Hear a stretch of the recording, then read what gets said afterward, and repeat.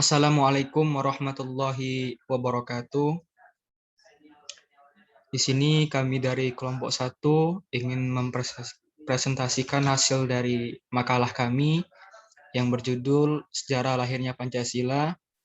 Di sini izinkan saya mengenalkan anggota dari kelompok kami. Yang pertama itu ada Ayu Mutmainnah, ada Muhammad Rizky yaitu saya sendiri, dan Santi Indah Apriani.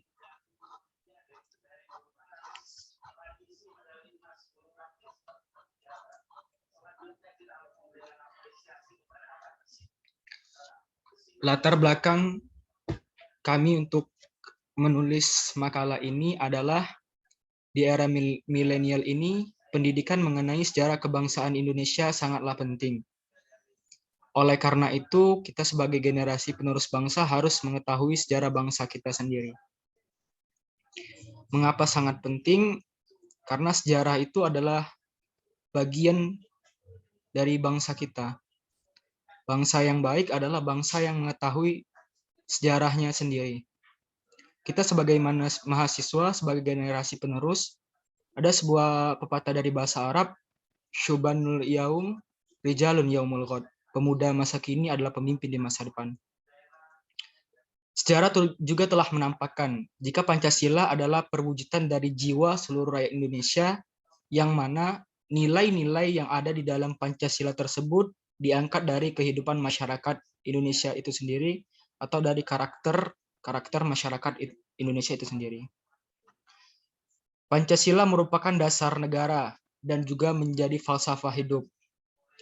Masuk dari falsafah hidup ini, falsafah menurut KBBI yaitu pandangan hidup bagi bangsa Indonesia itu sendiri sejak zaman dahulu. Sila-sila itu tidak terlepas satu sama lain, melainkan terikat sebagai satu kesatuan. Namun di sini timbul pertanyaan, sudahkah kita mengetahui bagaimana Pancasila tersebut terlahir? Apa kendala dalam proses lahirnya? Untuk itulah kami membuat makalah sejarah lahirnya Pancasila agar kita semua dapat mengetahui dan mengambil pelajaran atau ibarah serta memahami bagaimana perjuangan di balik terlahirnya Pancasila tersebut agar kita sebagai generasi penerus bangsa, generasi Indonesia, agar kita dapat lebih menyadari pentingnya mempelajari sejarah bangsa kita sendiri.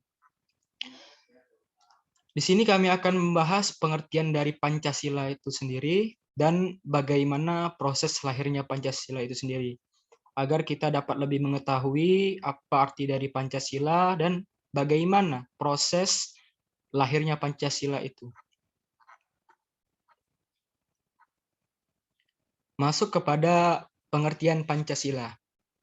Di pengertian Pancasila ini, kami mengambil pengertian ini dari beberapa sumber.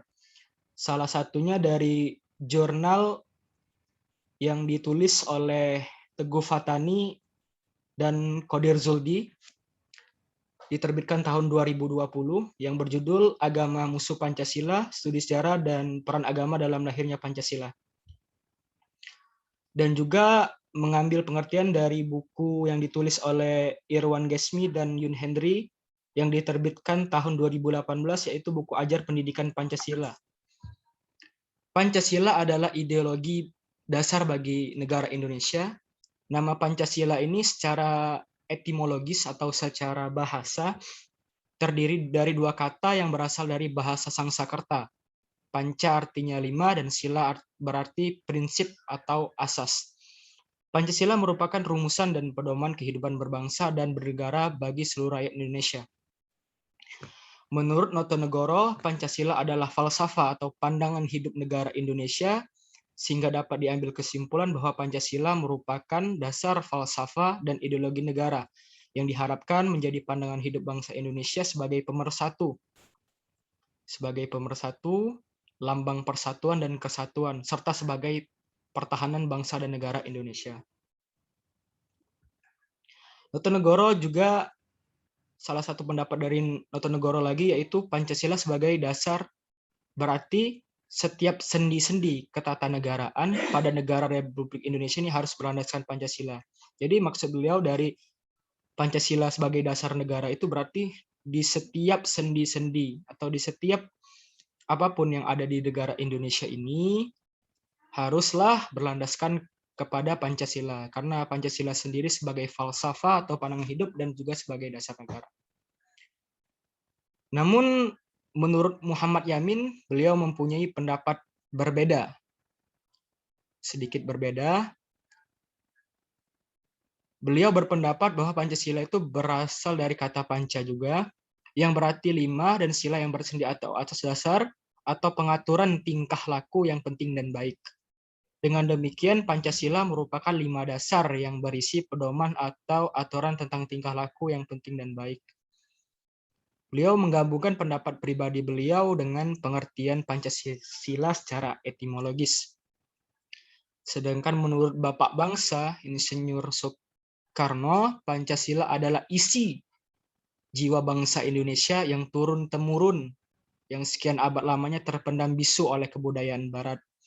Maksud beliau di sini adalah Pancasila itu memang sudah memang jiwanya orang Indonesia, tapi karena kita pernah terjajah, makanya beliau mengatakan sekian abad lamanya terpendam bisu. Dengan demikian, Pancasila tidak saja sebagai falsafah negara atau pandangan hidup, tetapi lebih luas lagi, yaitu falsafah bangsa Indonesia. Menurut Panitia 5, Panitia 5 ini diketuai oleh salah satu bapak proklamator Indonesia, yaitu Muhammad Hatta,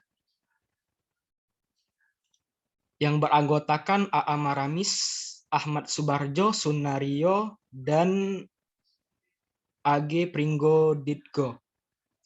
Panitia 5 ini dibentuk oleh Presiden Soeharto pada tahun 1974 untuk membuat tafsir dari Pancasila. Panitia 5 ini menafsirkan atau mengartikan Pancasila itu sebagai 5 asas yang merupakan ideologi negara. Kelima sila itu merupakan kesatuan yang tidak dapat dipisah satu sama lain, hubungan antara 5 asas erat sekali, berangkaian dan tidak berdiri sendiri. 5 sendi utama penyusun Pancasila merupakan ketuhanan yang Maha Esa, kemanusiaan yang adil dan beradab, persatuan Indonesia, kerakyatan yang dipimpin oleh hikmat kebijaksanaan dalam permusyawaratan, perwakilan, dan keadilan sosial bagi seluruh rakyat Indonesia, yang mana tercantum pada paragraf keempat pada pembukaan Undang-Undang Dasar Negara Republik Indonesia tahun 1945. Baiklah, untuk proses lahirnya Pancasila akan dilanjutkan oleh rekan saya kepada Ayu Mutmainah. Saya persilahkan. Perbedaan pendapat antara Indonesia untuk menganut ideologi Pancasila dan agama ini didebatkan oleh Insinyur Soekarno dan Muhammad Nasir, yang dimana kelompok nasionalis dipimpin oleh Insinyur Soekarno dan kelompok Islam dipimpin oleh Muhammad Nasir, yang dimana di antara kedua tokoh ini saling menginginkan dan saling mengajukan. Soekarno yang menginginkan Indonesia untuk menjadi negara nasionalis, sedangkan Muhammad Nasir yang menginginkan Indonesia menjadi negara Islam. Islam sebagai dasar negara. Selanjutnya, perbedaan pandangan agama dan negara antara Soekarno dan Nasir dimulai dengan adanya artikel dari Soekarno dengan judul Sebab Turki Memisahkan Agama dan Negara pada tahun 1940. Soekarno memandang bahwa pemisahan agama dan negara karena agama adalah urusan spiritual, sedangkan negara urusan dunia. Hal ini telah dilakukan oleh Turki pada masa pemerintahan Kemal Atatürk serta juga merujuk pendapat ulama Al-Azhar Syekh Ali Abdurrazid Ahmad 1999. Soekarno juga merujuk perkataan Mahmud Esai Bey, yaitu apabila agama dipakai dalam mengelola negara, maka selalu digunakan sebagai alat untuk menghukum di tangan raja-raja, orang zalim, dan tangan besi. Dapat diartikan, ini bisa dikatakan bentuk sekularisasi yang dilakukan Soekarno karena tidak ingin menggabungkan urusan agama, politik, sosial, ilmu pengetahuan, teknologi dengan pengaruh agama atau hal-hal gaib. Sekuler merupakan kata yang menunjukkan suatu keadaan yang memisahkan antara kehidupan duniawi dari pengaruh spiritual, sehingga menimbulkan dikotomi antara kehidupan realitas dengan sakral. Sebagai contoh, negara-negara Barat banyak mengimplementasikan kehidupan seperti ini. Kemudian pendapat Muhammad Nasir dari kalangan agama menyatakan bahwa agama dan negara tidak bisa dipisahkan karena urusan kenegaraan pada hakikatnya adalah bagian dari risalah Islam. Dalam membangun negara, perlunya inspirasi dari nilai-nilai Islam karena orang beragama atau Islam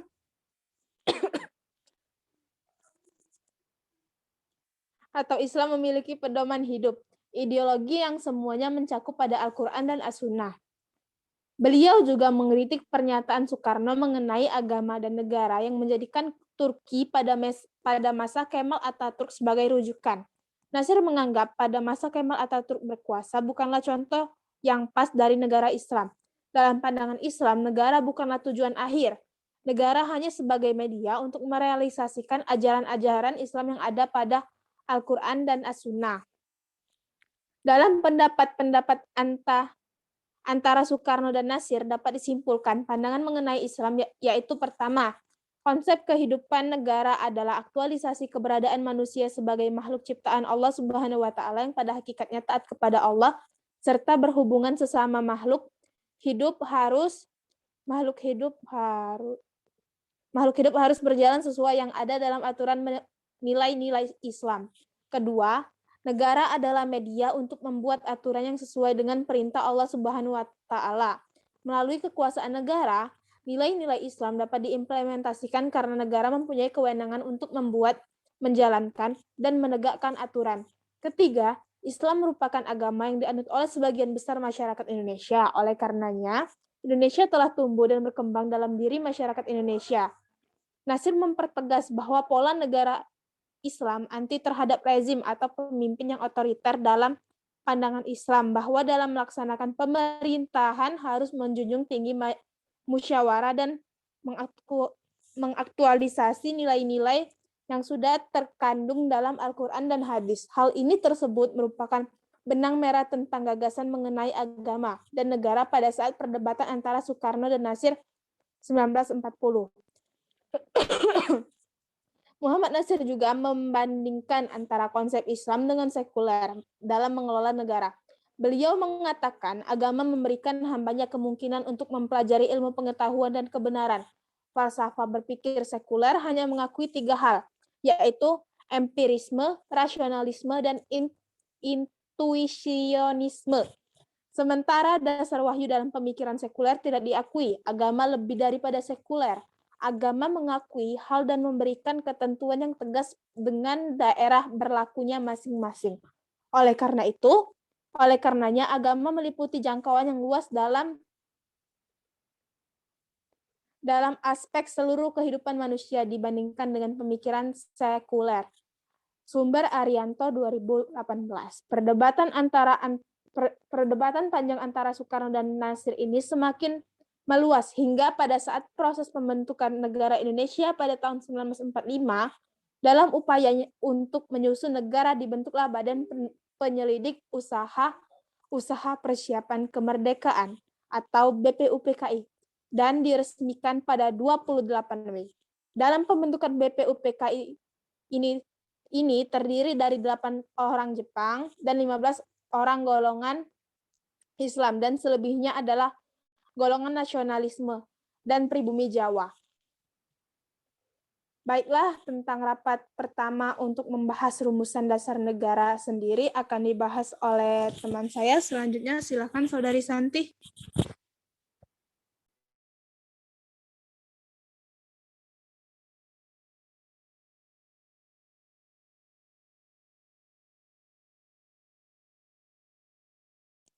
Mic-nya belum hidup.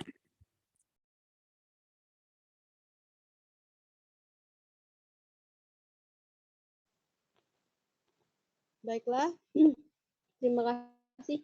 Di sini Santi akan melanjutkan presentasi tentang proses lahirnya Pancasila. Pada rapat pertama sidang BPUPKI, yaitu pada tanggal 29 Juni hingga 1 Juni, membahas tentang rumusan dasar negara, yang dimana dalam hal ini disampaikan oleh 3 tokoh yaitu Muhammad Yamin, Mr. Supomo, dan Insinyur Soekarno.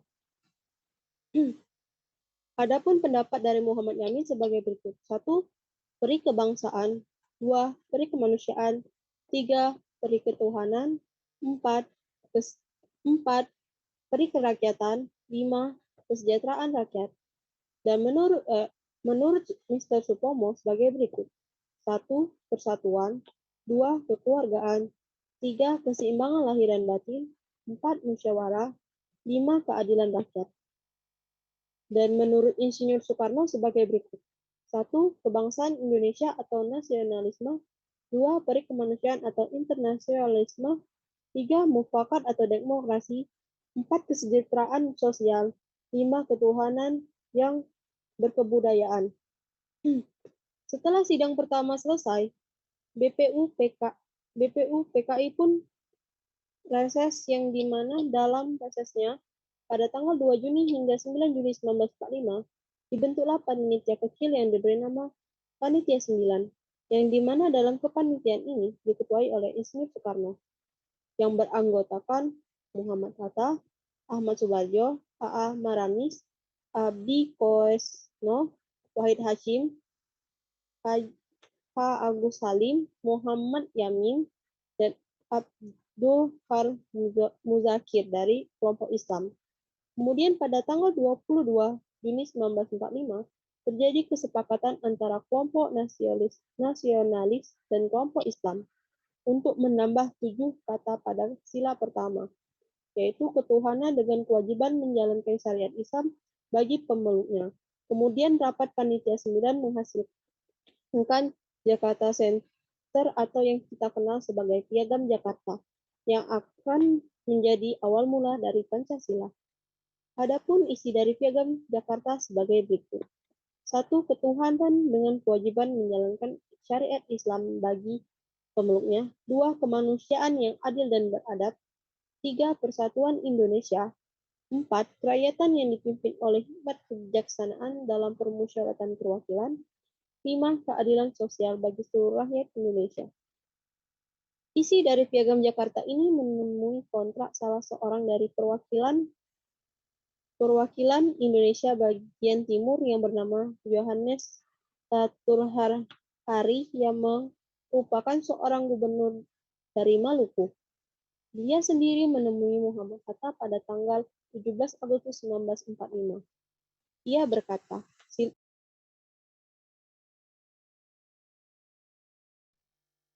sila pertama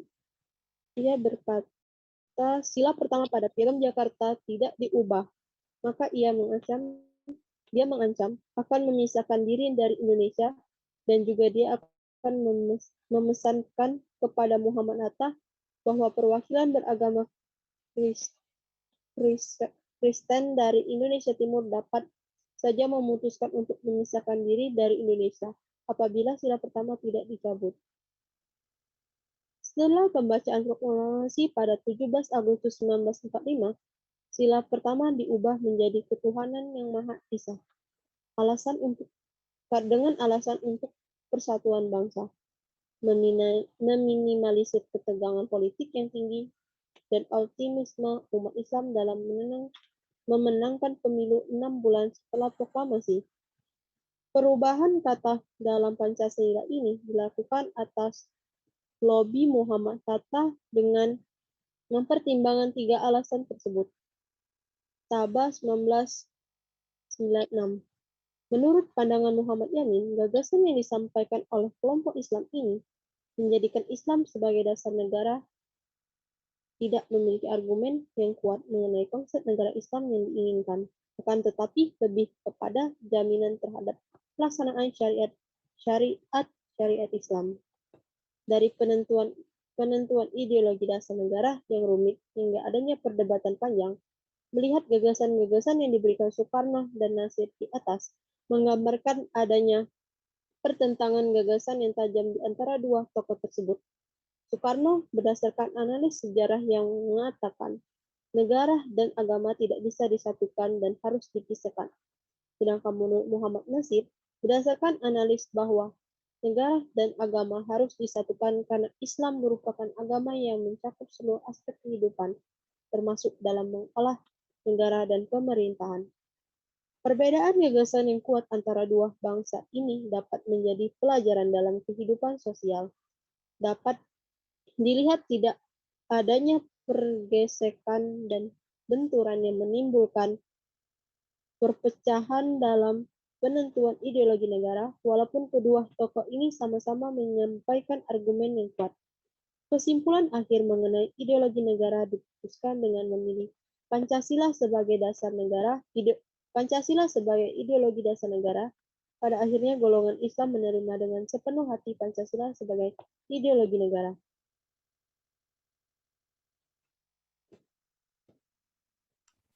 Baiklah, terima kasih kepada rekan saya, yaitu Ayu Mutmainah dan Santi Indah Apriani. Baiklah, untuk kesimpulannya, Pancasila adalah ideologi dasar bagi negara Indonesia. Nama Pancasila ini secara etimologis diambil dari dua kata Sangsakerta, panca berarti 5 dan sila berarti prinsip atau asas. Pancasila juga merupakan rumusan dan pedoman kehidupan berbangsa dan bernegara bagi seluruh rakyat Indonesia. 5 sendi utama penyusun Pancasila adalah ketuhanan yang Maha Esa, kemanusiaan yang adil dan beradab, persatuan Indonesia, kerakyatan yang dipimpin oleh hikmat, kebijaksanaan dalam permusyawaratan perwakilan, dan keadilan sosial bagi seluruh rakyat Indonesia. Dan juga tercantum pada paragraf keempat, pembukaan Undang-Undang Dasar 1945, meskipun terjadi perubahan kandungan dan urutan 5 sila Pancasila yang berlangsung dalam beberapa tahap selama masa perumusan Pancasila pada tahun 1945 dari tanggal 1 Juni diperingati sebagai hari lahirnya Pancasila. Oleh karena itu, kita sebagai generasi penerus bangsa ini, generasi muda, harus sadar betapa sulitnya para pahlawan dalam merumuskan Pancasila, melewati proses yang rumit, panjang, dan beberapa rintangan, kendala, saling menghormati dan tidak mementingkan pendapat sendirilah yang menjadi jalan tengah dalam hasil akhir perumusan Pancasila. Saran dari kami sebagai generasi penerus bangsa, generasi muda, kita dapat menyadari bahwa Pancasila merupakan falsafah, ideologi negara, dasar negara, pandangan hidup negara kita. Maka dari itu kita wajib dan harus tahu perjuangan para pahlawan dalam perjuangannya. Dan kita juga harus menjunjung tinggi dan mengamalkan sila-sila dari Pancasila tersebut dengan setulus hati dan penuh rasa tanggung jawab. Baiklah, sekian dari presentasi hasil dari makalah kami. Saya Muhammad Rizky dan mewakili dari teman-teman saya yaitu Ayu Mutmainah dan Santi Indah Apriani. Apabila kami ada kesalahan kata, kami mohon maaf. Dan tentu saja kepada Allah kami mohon ampun. Wabillahi taufik wal hidayah. Wassalamualaikum warahmatullahi wabarakatuh. Waalaikumsalam. Waalaikumsalam warahmatullahi